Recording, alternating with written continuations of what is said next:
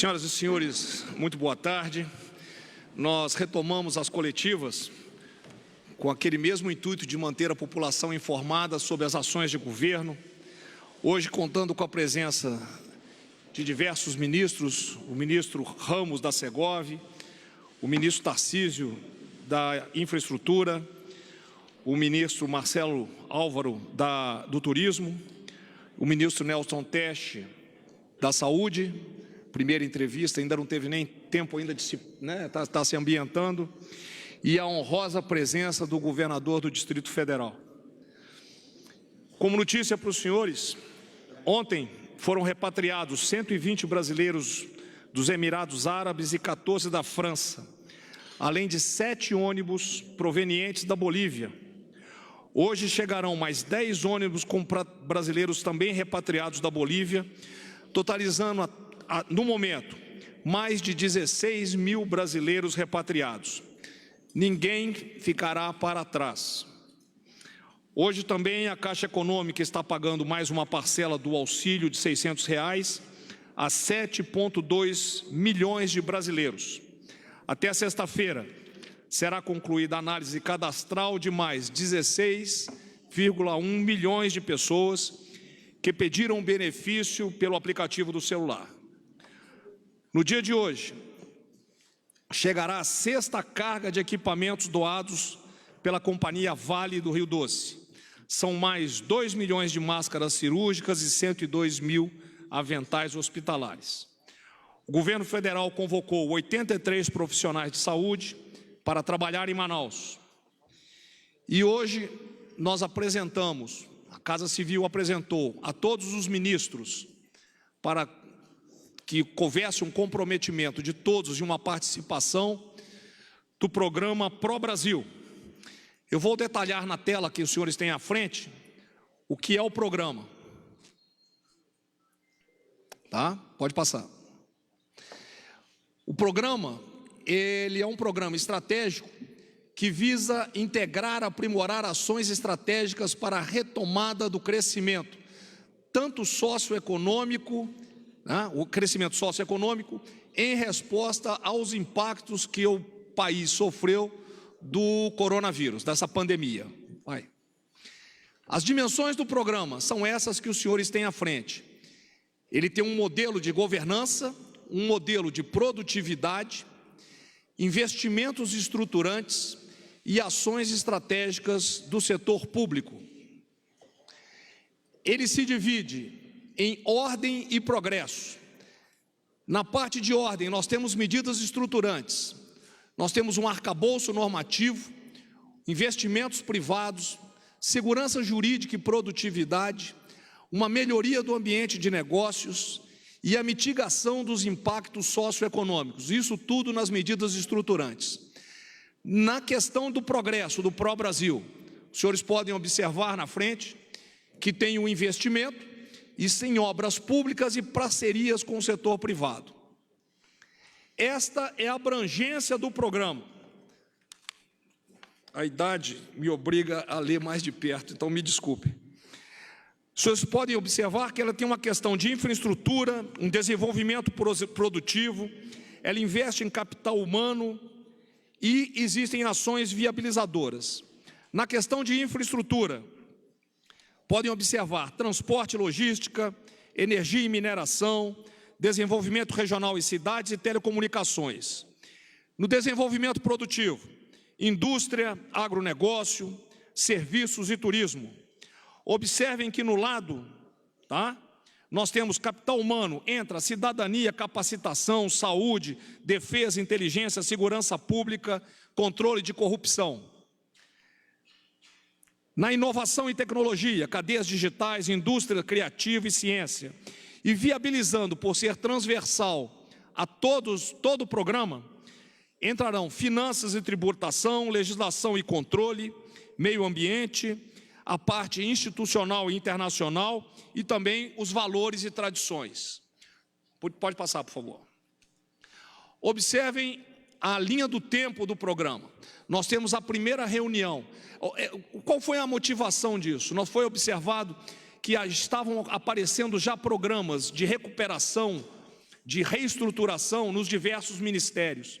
Então, a Casa Civil, como órgão coordenador dos ministérios, para poder voltar àquela palavra da sinergia e dar sinergia aos esforços, nós propusemos os programas a todos os ministros, foi aceitação unânime, a necessidade do programa, e cada ministério vai trabalhar no seu ministério, logicamente haverá um coordenador que regularmente se reunirá na Casa Civil.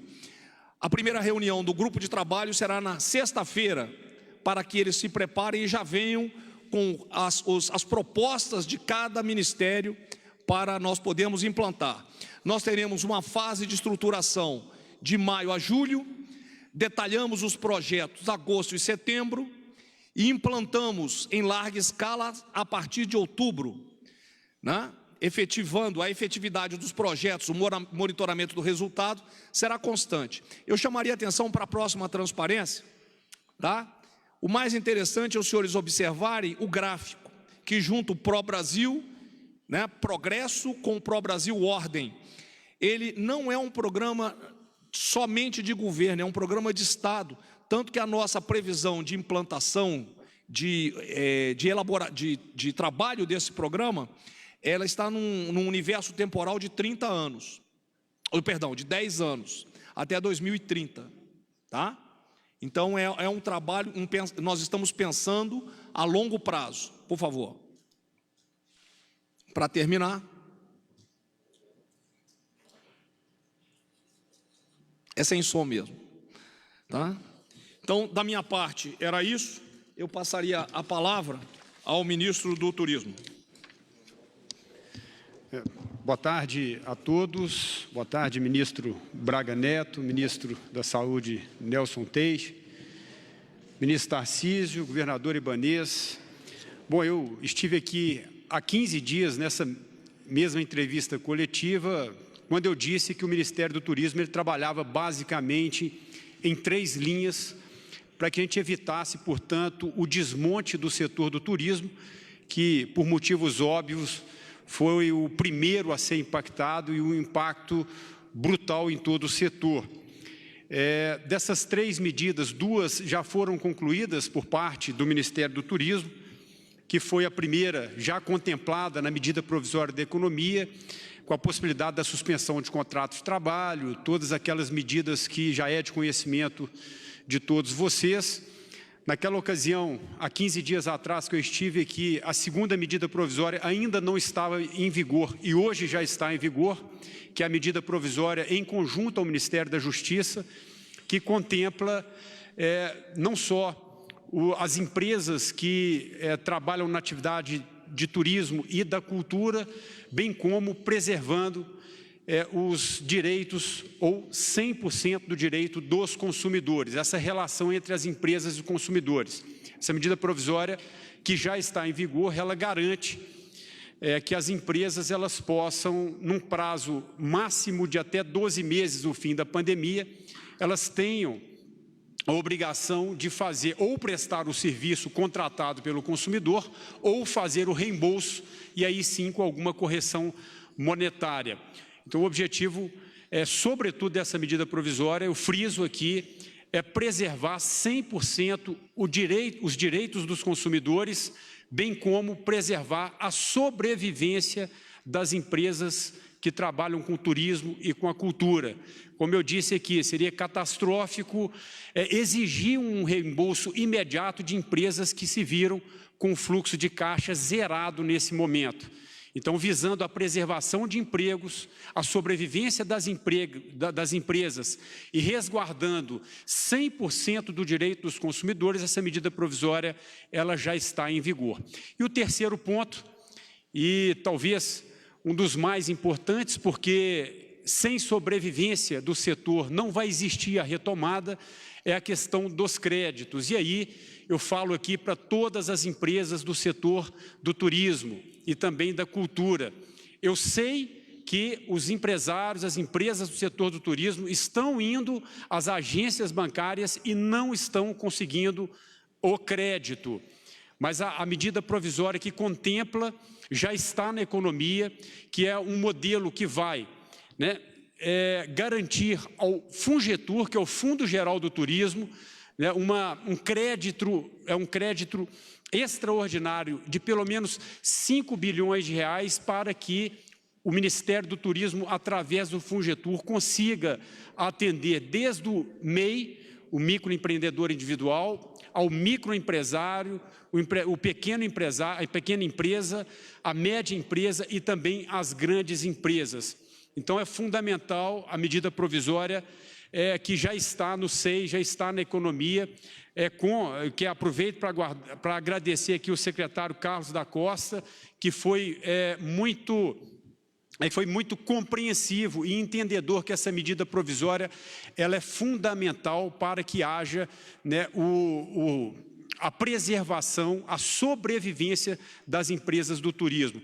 Portanto, 5 bilhões de reais, essa é a medida provisória que hoje já está na economia, aguardando os seus pareceres. Portanto, breve, eu acredito que o setor do turismo, bem como o setor da cultura, vão estar também contemplados com medidas de crédito, sobretudo para o capital de giro, que nesse momento, como eu disse, se a gente não garantir a sobrevivência das empresas, não vai existir a retomada. O nosso objetivo, ou o objetivo do Ministério do Turismo, é fazer com que as empresas do setor do turismo e da cultura possam sair o mais inteiras possíveis disso, para que a gente consiga ter uma retomada ainda mais eficiente. Do mais, ministro, é a palavra de hoje. Muito obrigado, ministro. Ministro Tarcísio, por favor. Bom, boa tarde a todos. Queria começar falando da logística, né? Muita gente tem me perguntado sobre o recebimento do material da China, né? Sobre aquela operação, né, de transporte dos EPIs de lá para cá. As primeiras aeronaves brasileiras, né, que vão fazer esse transporte já estão na China, aguardando a liberação do material por parte das autoridades chinesas. Eles reforçaram nesses últimos dias as inspeções desses produtos, então a gente tem lá a inspeção da autoridade chinesa e a inspeção da nossa empresa de certificação para fazer o embarque. Essa inspeção e o embarque deve acabar no sábado, então é provável que as aeronaves decolem da China no domingo. E esse material, essa carga de EPIs, deve chegar aqui, essa primeira carga, na segunda-feira. Então, após essa primeira tranche, acho que a coisa vai fluir com maior naturalidade, né? Já estamos aí com todos os detalhes de contratação dessa operação de guerra prontos, né? Como a gente tinha falado anteriormente, serão mais ou menos 40 voos, e nós vamos entrar também agora apoiando determinados entes subnacionais também no transporte, né, como o caso da Prefeitura do Rio. Nós vamos deixar o processo mais ou menos pronto para que a Prefeitura também possa contratar e transportar o material que já adquiriu lá da China. Então, devemos trazer 17 milhões de máscaras nessa primeira leva, que vai chegar aqui na segunda-feira. A outra questão, né, detalhar um pouquinho mais o que o general Braga Neto colocou, né, então foi discutido hoje o Pró-Brasil, e aí algumas coisas são muito importantes. Primeiro, é interessante observar que nós nos preparamos ao longo do ano passado para dar um salto, e de certa forma, parte do esforço financeiro de combate ao coronavírus só foi possível porque um dever de casa foi feito. Observem que houve uma desalavancagem de bancos públicos, houve um esforço para permitir, de controle de gastos, para permitir redução de juros, e essas economias, ainda mais com a aprovação da reforma da Previdência, estão sendo fundamentais para que a gente tivesse condições de fazer esse enfrentamento. Temos a compreensão que vai ser necessário já pensar no dia seguinte, né? O que nós vamos fazer para a retomada, e é por isso que surgiu o Pró-Brasil, esse esforço que está sendo coordenado, então, pela Casa Civil, que vai envolver todos os ministérios. Na verdade, vamos dar continuidade a coisas que já estavam andando. Por exemplo, o vigoroso programa de concessões. E é por isso que tem a vertente do programa Ordem, que é a vertente que vai tratar da regulação, que vai tratar do suporte legislativo para que a gente atue no ambiente de negócios. Então, nós vamos atuar no ambiente de negócios, justamente para trazer o investimento privado para cá. E a vertente progresso, essa se divide em duas. Nós vamos ter aquilo que vai ser feito com o capital privado. Então, serão aí investimentos em concessões. Só no Ministério da Infraestrutura, 250 bi de concessões serão contratadas. E aquilo que será feito por meio de obra pública, e aí a gente fala, estima um valor de 30 bi, observe que nós estamos falando dentro de um horizonte plurianual, né? Então isso representa uma complementação daquilo que nós já temos de orçamento hoje. Significa que nós não vamos dar nenhuma pirueta fiscal, nenhuma cambalhota, isso vai ser feito com muita responsabilidade, dentro da linha de controle de gastos, dentro da linha de solvência que tem marcado a gestão. Então, criar um bom ambiente de negócios, né, dentro dessa vertente ordem, criar o esforço regulatório, legislativo, para que a gente tenha suporte para fazer o investimento. Por um lado, conduzindo esse investimento maciço, né, em termos de contratação de concessões, que estão andando. Observe que nesse período de Covid, nós mantivemos a estruturação de projetos, a interação com o Tribunal de Contas, tivemos a liberação da possibilidade de fazer concessões nos terminais portuários de Santos, entregamos o projeto da 153 Goiás-Tocantins, vamos entregar o projeto da 163 Parada, Nova Dutra, enfim, não paramos nada no nosso programa de concessão e já vamos começar a publicar os editais para os leilões do final do ano. Então, essa atividade não parou. Como não paramos também a atividade de obras. Nesse período, nós fizemos 12 entregas, e aí eu poderia citar aqui 9 quilômetros de duplicação na 381 Minas, 9 quilômetros de duplicação na 101 Sergipe, 15 na 101 Bahia, 22 de duplicação na 116 Rio Grande do Sul. Enfim, aeroportos regionais, terminais portuários. Então, não paramos nenhuma das atividades de investimento. Então, estamos nos preparando para dar esse salto, além daqueles empreendimentos de transporte que vão envolver aí mais de uma centena de obras, né? A gente vai ter condição de, só no Ministério da Infraestrutura, gerar com esse programa de investimento mais de 1 milhão de empregos. Então, há um foco na questão da retomada de empregos, e aí esse esforço vai se somar àquilo que virá da área de Minas e Energia, na área de transmissão, na área de geração, aquilo que virá do setor de óleo e gás, do setor de mineração, no setor de segurança hídrica, habitação, saneamento básico, enfim. Então, esse é o espírito do Pau-Brasil, que vai ser estruturado e em muito breve vai ser, nós teremos todos os detalhes e será implementado, né, já no segundo semestre desse ano. Então, era isso, General Braga Neto, que nós tínhamos para comentar. Muito obrigado, Tarcísio. Ministro, por favor. Só um adendo na minha fala.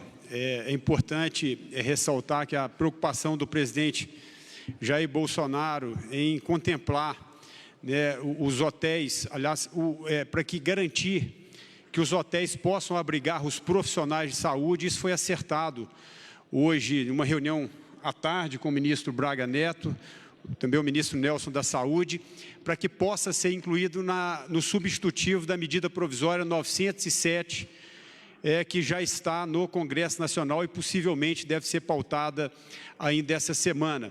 Então, essa medida provisória, esse texto no substitutivo vai garantir que os hotéis possam abrigar esses profissionais de saúde que estão à frente da linha de combate, visando aí dois objetivos. O primeiro deles, melhorar essa logística dos profissionais de saúde, tendo em vista que praticamente todo hospital tem algum hotel perto, e também a preservação dos familiares desses profissionais de saúde em relação à contaminação do coronavírus. Obrigado. Muito obrigado, ministro. Governador Ibanez, por favor. Bom, em primeiro lugar, ministro Braga Neto, agradecer o convite que nos foi feito pelo presidente da República, Vossa Excelência também, no sentido de estar aqui presente. Na segunda-feira eu tive a oportunidade de estar com o presidente Jair Messias Bolsonaro, onde tivemos uma conversa de mais de 1 hora, explicando a ele quais foram os modelos que nós adotamos aqui no Distrito Federal e qual era o nosso cronograma de saída dessa crise aqui em Brasília, já que os índices nossos estão todos dentro do controle e dentro da previsão que nós fizemos lá no início dessa pandemia. Então, nós estabelecemos uma linha, que é a linha de Singapura, que é a que mais se aproximava de Brasília, temos mantido essa linha dentro da normalidade e agora entramos numa outra fase, que é a fase da testagem em massa, que começamos ontem, Fica aí também o agradecimento ao ministro Nelson, hoje está nos entregando mais 21 mil testes rápidos e nós vamos ampliar agora essa testagem aqui em Brasília para termos mais segurança. Estamos reunidos, General Ramos, com todo o setor produtivo do Distrito Federal. Amanhã teremos uma reunião juntamente com o nosso secretário da Casa Civil, que está aqui presente, o Valdetário, no sentido de que sejam trazidas todas as medidas de segurança necessárias para a reabertura do comércio aqui no Distrito Federal. Essas medidas serão validadas pelos infectologistas da Secretaria de Saúde, está aqui o nosso secretário Francisco, serão acrescidas, naqueles casos onde houver necessidade, de algumas outras propostas que nós já temos dentro do governo para a reabertura do comércio.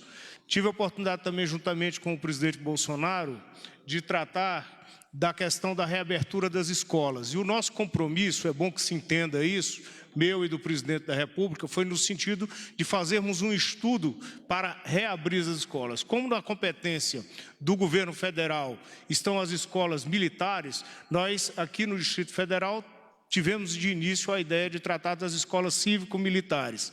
Mas reunido com os técnicos, tanto da saúde quanto da educação, e observando outros modelos que já foram bem-sucedidos no mundo, como é o caso da Alemanha, sem querer fazer qualquer comparativo nosso do Brasil com a Alemanha, mas a reabertura pelas idades mais avançadas, no caso o ensino médio, tem se mostrado mais efetivo. Por quê? Porque são crianças mais maduras que aderem mais facilmente aos objetivos de higienização, utilização de máscaras, e nós estamos aí, deu um prazo hoje de 10 dias à Secretaria de Educação e à Secretaria de Saúde para fazer um cronograma de reabertura das escolas a partir do ensino médio. Isso tudo vai depender de algumas compras, como é o caso, por exemplo, de máscara para todos os alunos e todos os profissionais da área de educação. A questão da desinfecção das escolas, nós vamos ter que contratar empresas para fazer também essa desinfecção. E programas de comunicação para que a gente possa informar toda a população e trazer essa segurança para todos os alunos na retomada das aulas. Então, o momento é de muita parceria. Mais uma vez, o agradecimento por estar presente a essa reunião. Eu acho que nós, governadores, e aí eu não estou falando como coordenador do fórum, mas como governador, temos que nos unir nesse momento. O Brasil está precisando de união, porque não adianta Brasília se recuperar e São Paulo continuar na situação que está, porque São Paulo é um vetor para todo o Brasil dos grandes problemas que podem seguir. Então, temos que apoiar todos os estados que estão em situação de dificuldade, temos que levar as experiências melhores que cada um desses estados estão praticando para que o Brasil como um todo saia dessa crise. Então, esse é o nosso objetivo. Nós estamos abertos a ajudar os colegas governadores. Acho que é o momento de união e respeito de todas as instituições. Ministro Tarcísio, nós não vamos sair dessa crise se nós não tivermos instituições fortes nesse país. Para isso, nós precisamos do Poder Judiciário, precisamos de um Congresso Nacional e precisamos de um Poder Executivo em todas as esferas de poder, trabalhando de forma unida para que a gente consiga trazer a população para voltar a acreditar no crescimento da nação, e é isso tudo que nós estamos fazendo por aqui. Então, fica o meu agradecimento pelo convite. Um prazer em conhecer o ministro da Saúde. Espero que a gente tenha um bom relacionamento aqui ao longo da sua gestão à frente do Ministério e já entro agradecendo o apoio que o senhor está dando ao Distrito Federal nesse momento. Muito obrigado, General Braga Neto. Nós que agradecemos a sua presença, governador. Ministro Ramos, por favor. Senhores, boa tarde. Ministro Braga Neto, senhores ministros, governador Ibanez. A primeira vez que eu participei aqui, eu disse que as atribuições da Segovia envolvia o contato com os governadores, que eu vou citar, mas a Secretaria de Comunicação, que é conduzida pelo secretário Fábio von Garten, é responsável pelo contato com os senhores. Então, eu não posso perder a oportunidade de fazer aqui uma pontuação. Nós, do governo do presidente Jair Bolsonaro, respeitamos muito a liberdade de imprensa e ela é fundamental no processo democrático de qualquer país. Porém, desde que começou essa crise do coronavírus, nós temos observado uma cobertura maciça dos fatos negativos. Então, nós temos informações já comprovadas de pessoas que estão indo nas suas casas. Todos sabem que os noticiários entram nos lares brasileiros todos os dias. E os senhores hão de convir que nós temos pessoas que são muito suscetíveis a essas notícias. Com todo respeito, no Jornal da Manhã é caixão, é corpo, na hora do almoço é caixão novamente, é corpo, no Jornal da Noite é caixão e é corpo e o número de mortos. Eu pergunto a todos, como é que os senhores acham que uma senhora de idade, uma pessoa humilde ou uma pessoa que sofre de alguma outra enfermidade, ela se sente com essa maciça divulgação desses fatos negativos? Não está ajudando, ninguém aqui está dizendo que tem que esconder. Os senhores têm que também, a imprensa, eu conclamo, eu peço encarecidamente, tem tanta coisa positiva acontecendo, não foi só o que foi divulgado aqui hoje, não. Por exemplo, vamos começar a divulgar o número de mortes que os senhores divulgam, mas o número de curados. O ministro vai falar aqui, 50%, 56% foi curado. Outra coisa maravilhosa, eu presto, tenho certeza que falo em nome de todos nessa bancada. Divulguem mais o trabalho maravilhoso dos profissionais de saúde. Façam matérias de um médico, de pessoas que estão dando suas vidas pelas pessoas que estão doentes. Eu não tenho visto muito isso na imprensa, tá certo? Então eu peço, quero que todos façam, eu sei que tem o editor-chefe e tal, mas eu acho que a mídia brasileira, eu tenho absoluta certeza que os senhores têm um papel fundamental no íntimo, na percepção do povo, no seu moral, das pessoas se sentirem melhor. Porque está aqui o doutor Nelson Tais, a doença também tem a parte psíquica, a parte emotiva. E isso está dificultando as pessoas que estão assistindo. É muita notícia ruim, eu sei que está acontecendo, mas vamos também divulgar notícias boas. A Secretaria de Governo também tem visto, às vezes, serem anunciados que não existem contatos com os governadores. Está aqui o governador Ibanez, a competente secretária Débora Aroche, 24h/7, está falando com os governadores. Saímos agora de uma videoconferência de quase 1 hora com o governador Eduardo Leite. Então, por favor, vamos divulgar. Depois o pessoal acha que o presidente Bolsonaro exagera em alguns comentários. Vamos divulgar coisas que estão ocorrendo. Ontem falei com o governador Wilson Lima, que Manaus está numa situação difícil. Então, o governo federal está fazendo a parte dele, consciente que nós temos que fazer o possível para ajudar os estados. E isso tem sido feito. Temos várias informações, eu não vou me alongar aqui, que eu tenho certeza, se os senhores procurarem a secretária Débora Aroche, os senhores verão. Finalizo, por favor, mostrem também as coisas positivas. E, com isso, nós vamos ter um povo um pouco mais sereno para melhorar o moral da população e a sua parte emotiva. Muito obrigado. Muito obrigado, ministro. Ministro, a palavra é do senhor. Boa tarde a todos. Boa tarde, ministros. Boa tarde, governador. Eu vou colocar para vocês como o Ministério da Saúde vai conduzir em relação à crise do coronavírus e em relação à saúde em geral. A gente tem 3 braços que a gente vai trabalhar e focar. A gente tem o lado da informação, que a gente vai chamar um outro de infraestrutura, e o terceiro é a criação de uma diretriz que permita que estados e municípios abordem, criem políticas, programas, projetos em relação ao isolamento e ao distanciamento. Tá? Em relação à informação, um dos problemas que a gente tem da situação da Covid atual é porque a gente sabe muito pouco da doença. Quando você sabe muito pouco, o teu poder de decidir de uma forma mais estruturada e sólida é pequeno. E você vai fazendo escolhas, mas aquilo é frágil, porque você não sabe exatamente do que você está tratando. Então, informação em relação à doença é fundamental. Quantos casos, como é que é a transmissão, quantos transmitem, quantos ficam curados, quantos vão para a UTI, quantos ficam no hospital. A informação sobre a doença é crítica, tá certo? Agora, tem uma outra coisa que eu queria colocar, que é a informação que não está ligada ao Covid, que a gente vai ter que prestar atenção. Isso é um outro tipo de informação. A gente sabe hoje que doentes com outras doenças do tipo câncer não estão chegando. E não é que a doença tenha sumido, as pessoas não estão procurando os hospitais, os ambulatórios. A gente sabe que doença cardiovascular também é um problema. Tem pessoas morrendo em casa com infarto porque não vão em tempo para o pronto-socorro, para uma emergência. O que vai acontecer em relação a como é que está evoluindo o paciente com hipertensão, com diabetes, doença crônica? É fundamental que a gente, por mais que foque na Covid, que a gente não esqueça as outras pessoas. Uma outra coisa que a gente tem que acompanhar de informação, que é muito importante, o que está acontecendo na saúde suplementar. Se a gente tiver desemprego e a gente tiver uma perda significativa de vidas ligadas à saúde suplementar, Isso vai sobrecarregar mais ainda o SUS. Os hospitais, embora a gente discuta a criação de uma infraestrutura que a gente vai colocar para o atendimento da Covid, os hospitais estão perdendo muito movimento de doenças não Covid, alguns 40%. Isso vai fazer com que eles tenham dificuldade ainda maior em sobreviver. E quanto mais isso durar, mais difícil vai ser para eles. Qual é o problema prático disso? Você vai começar a ter uma demanda reprimida gigante ao longo desse tempo. E se os hospitais estiverem despreparados, quando a gente controlar a Covid, a gente vai ter uma outra crise, que é a não capacidade de atender a demanda reprimida do não Covid. Então é importante saber que o Ministério da Saúde está focado no sistema, por mais que a gente discuta essencialmente hoje a Covid, tá certo?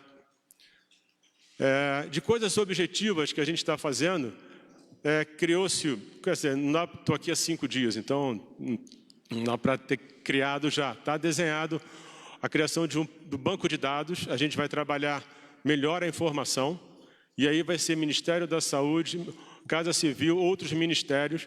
Uma coisa importante em relação ao Ministério da Saúde é que a gente vai buscar uma integração cada vez maior com as outras, com outros grupos do governo, porque você vai ter consolidação da informação, maior detalhamento. Em relação a isso, a gente também está trabalhando com a iniciativa privada, a gente está trabalhando com o pessoal que está naquele programa do Itaú, que doou 1 bilhão, onde a gente também tem, a gente vai ter dados ligados a hospitais, estados, tudo isso vai ser consolidado num programa dos vários ministérios. Então, a saúde trabalha em bloco com os ministérios, é um programa do governo, tá certo? Isso é a parte de dados, é uma coisa importante. A segunda parte, que é a parte da infraestrutura, né? A infraestrutura ela vai ser desenhada, como é que a gente está cuidando das pessoas hoje. A gente está falando de hospitais, a gente está falando de ventilação mecânica, a gente está falando de UTI, a gente está falando muito de recursos humanos.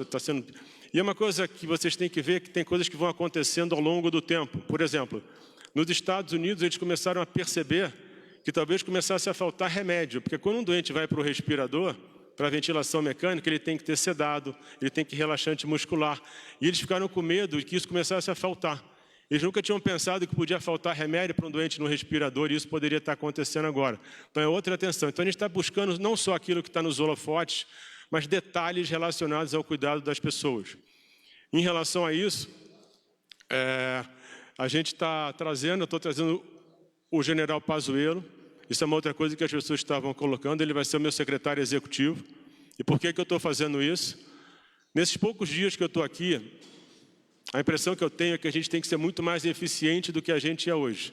A gente está falando de logística, de compra, de distribuição, e ele é uma pessoa muito experiente nisso. É uma pessoa que vem trazer uma contribuição no momento em que a gente corre contra o tempo.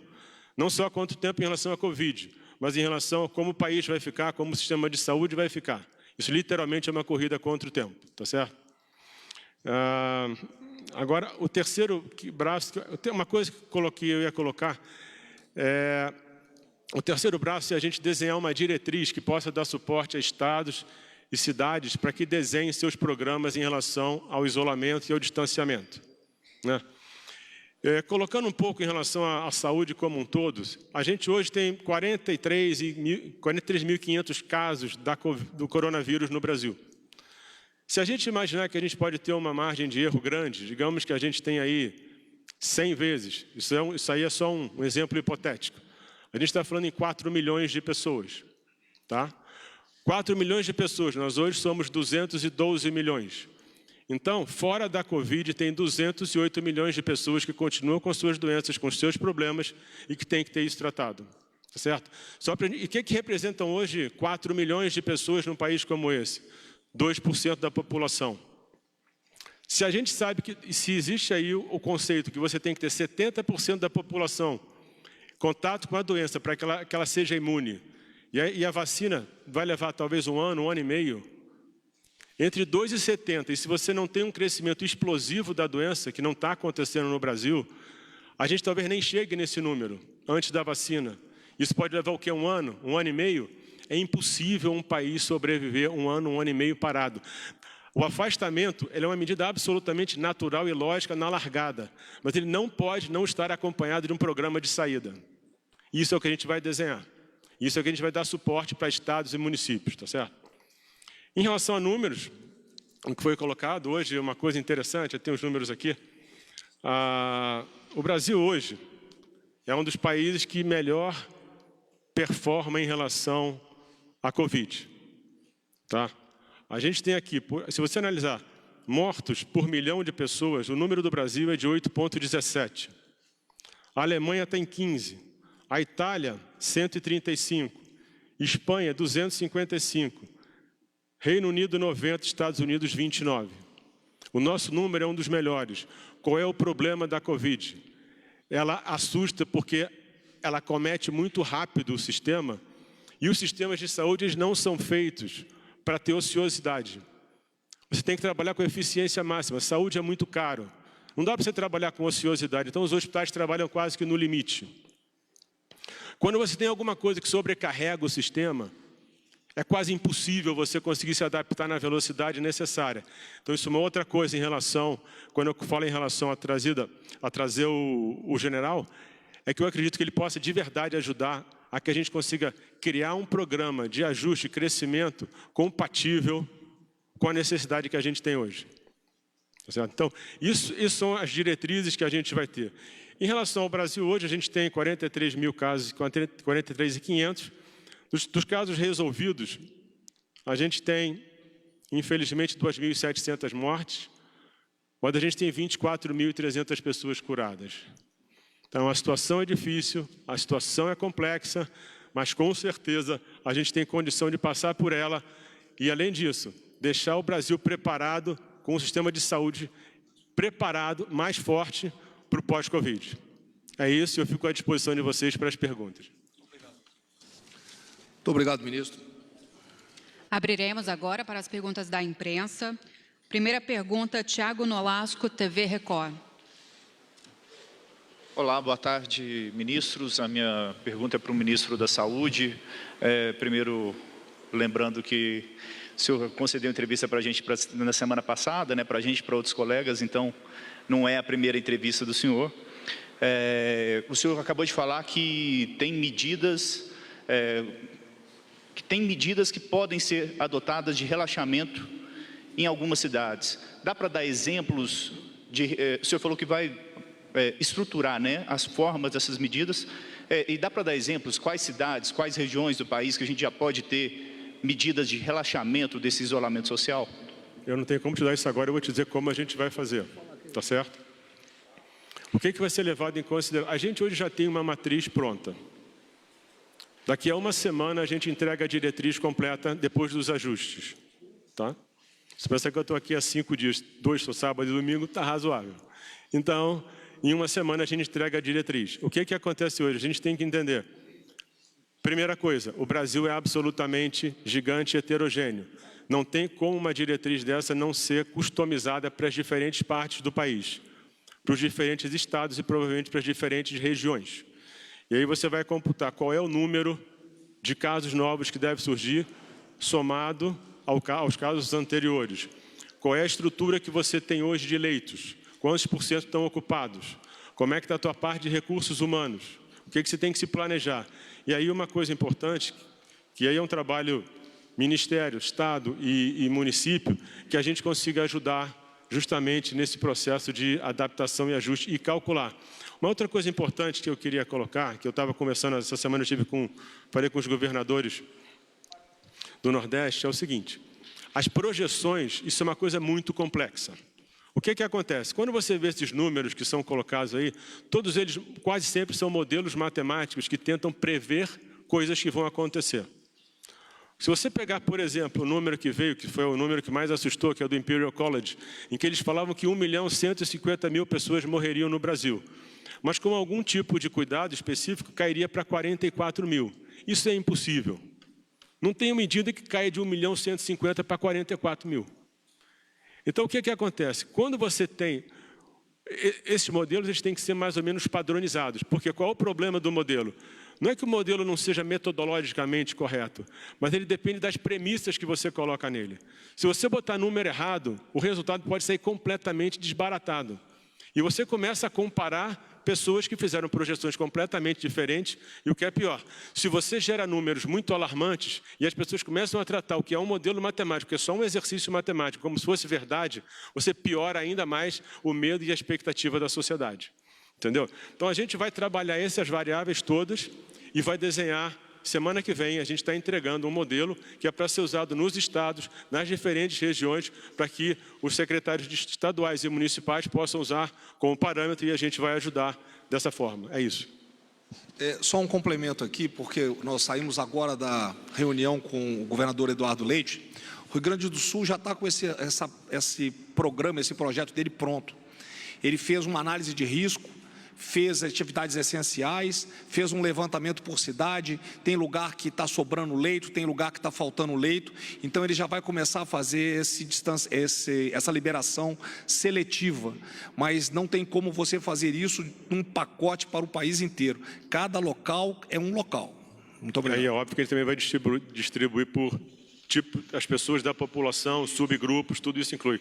O modelo ele tem que incluir todas essas variáveis, e a gente tem que fazer com que isso reflita cada vez mais a realidade. O modelo não pode ser só um exercício, ele tem que literalmente refletir a realidade. O que a gente tem percebido é que os modelos que projetam no longo prazo, eles erram demais. O que a gente tem que fazer hoje é projetar a curto prazo e ser rápido o bastante, competente o bastante para fazer o ajuste necessário. Mas não dá para querer adivinhar muito lá na frente, isso é impossível. Próxima pergunta, Carolina Vilela, TV Band. Boa noite. Ministro Taixe, o senhor estava explicando agora como é que seria esse modelo, né, que vocês vão discutir, analisar. Agora, como é que fica nos estados em que a capacidade de atendimento já está praticamente esgotada? Então, se fala em flexibilizar medidas de isolamento, e o senhor também acabou de dizer sobre essa questão da saúde não conseguir, nesse momento, acompanhar a evolução da doença, e algumas pesquisas já mostram, inclusive, que pessoas que tiveram a Covid-19 voltaram a testar positivo. Então, como tudo isso pode ser analisado? Como falar em flexibilizar? A gente sabe, o senhor falou também que o país não pode ficar parado. Vai ter estrutura de saúde para atender se os estados começarem a flexibilizar e as pessoas começarem a adoecer ao mesmo tempo, ministro? Bom, primeiro eu acredito que não vai acontecer tudo ao mesmo tempo. Segundo, que a nossa função é justamente fazer isso dar certo. Certo? Isso que você está falando são aquelas variáveis que eu te falei que dificultam muito você entender a doença. Então a gente tem que tentar entender melhor isso aí. A gente hoje vai buscar justamente essa informação para tentar, em cada região do país, fazer o que é o adequado para aquela região. O que a gente tem que entender é o seguinte, não tem fórmula mágica. E quase sempre as soluções não são boas ou ruins, elas são bem usadas ou mal usadas. Então, o que a gente tem que fazer é saber usar com sabedoria o que a gente tem na mão. Vou dar um exemplo para vocês. A gente fala em teste em massa. Não tem teste em massa. Se vocês imaginarem a Coreia do Sul, que é uma referência, eles fizeram 11 mil testes por milhão de pessoas. Isso não é teste da população, isso não é teste em massa. O que você tem que fazer quando você usa o teste é mapear a população de tal forma, isso está sendo feito já, isso já está acontecendo, para que a tua amostra reflita a população. A Itália, por exemplo, ela fez 25 mil testes por milhão, mais do dobro da Coreia. E a Itália foi aquele desastre. O que eu estou te mostrando é o seguinte, mais do que qualquer coisa, a sabedoria de ter o dado, interpretar o dado e tomar ações a partir disso vai fazer toda a diferença. Próxima pergunta, Caroline Rosito, TV CNN.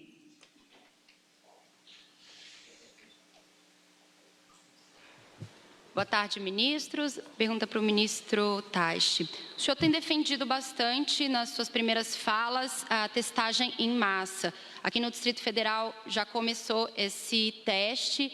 O senhor acredita que vai começar, então, flexibilizar essa questão do isolamento, como defende e pretende o presidente Jair Bolsonaro? Inclusive, o governador comentou que essa é a intenção de reabrir o comércio a partir de agora.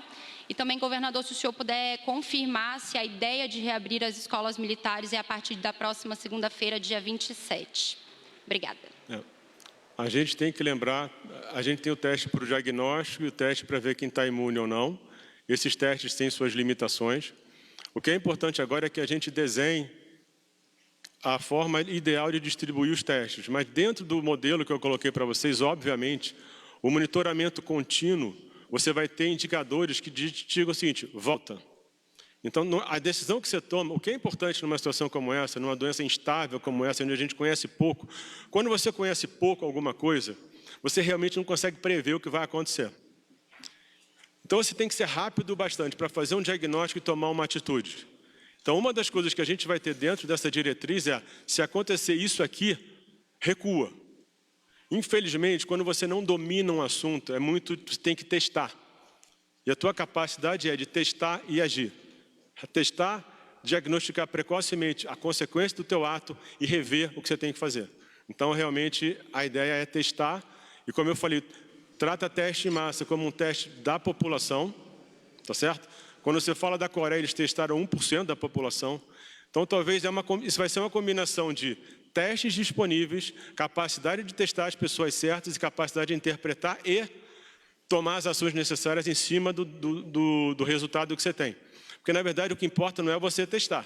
O que importa é como é que você conduz de acordo com a resposta que você tem a partir do teste. Última pergunta. Eu parece que eu tenho aqui uma complementação, me foi indagado. Em primeiro lugar, no que diz respeito às escolas, essa colocação de que seria segunda-feira, ela partiu da imprensa, não partiu nem da minha boca, nem da boca do presidente da República.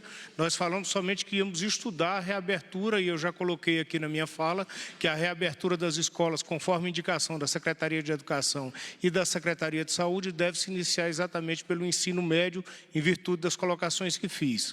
Reforçando a fala do ministro, e aí eu tenho visto muitas perguntas aqui, vocês tratam cada estado como se o Brasil fosse um só. Primeiro é que as medidas de isolamento, elas vão ser decididas pelos governadores e pelos prefeitos, já tem decisão do Supremo Tribunal Federal nesse sentido.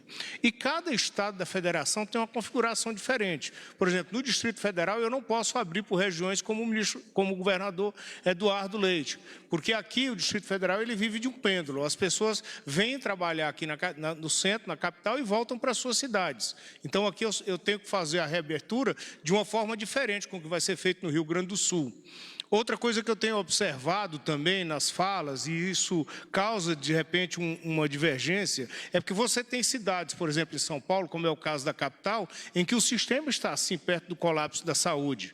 Agora, você tem outras cidades do interior de São Paulo que você não tem sequer casos. Então, essas medidas, elas têm que ser adotadas observando cada uma das regiões. E isso vai bem de encontro ao que coloca o ministro da Saúde nesse momento. Esses modelos, eles têm que ser aplicados de acordo com as situações de cada uma das cidades, de cada um dos estados, e tomadas no momento certo. Então, é isso que tem que ser observado. Não adianta você comparar, por exemplo, o estado do Amazonas todo pelo que está acontecendo dentro da capital, Manaus.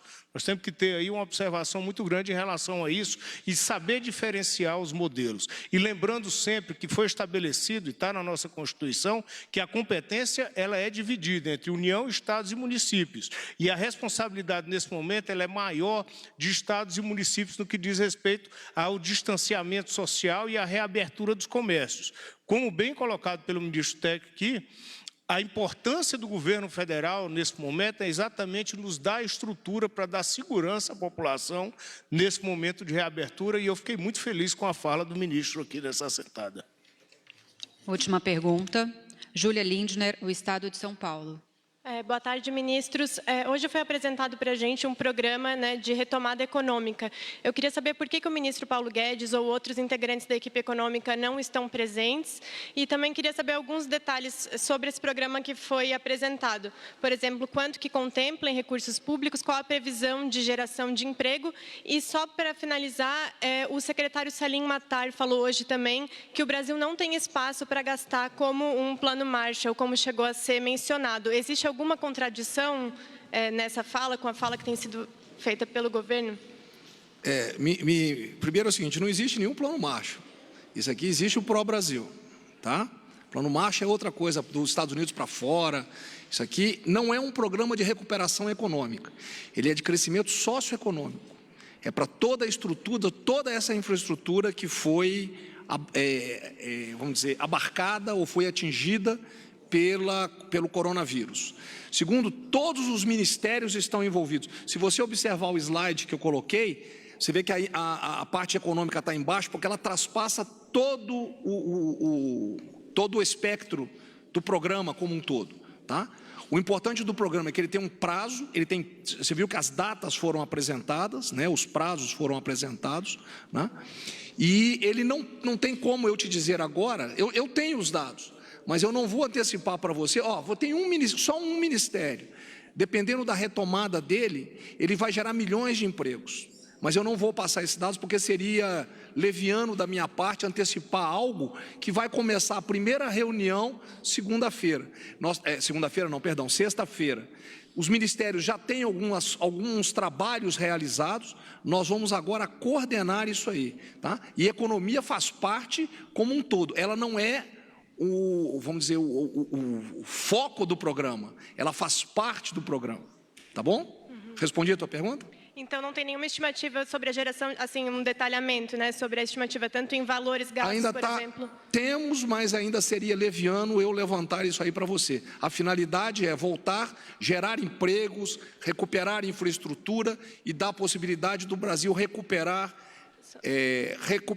toda essa perda que nós tivemos, para poder, daqui a um ano, ele continuar naquele processo que já vinha sendo estabelecido pelo governo Bolsonaro, de retomada, de crescimento do país como um todo, não é crescimento somente econômico.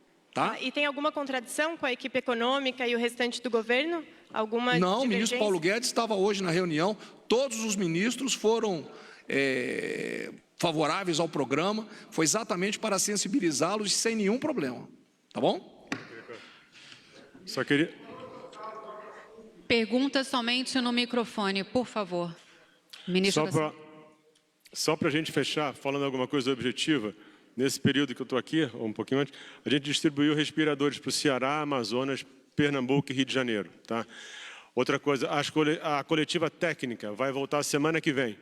Eu estou aqui hoje, eu vou dar uma revisada no como vai ser o modelo, os dados vão estar no site do Ministério, e qualquer coisa que vocês queiram perguntar, vocês podem, a gente vai estar sempre disponível, mesmo fora da coletiva. Obrigado. Está encerrada esta coletiva de imprensa. Boa tarde a todos.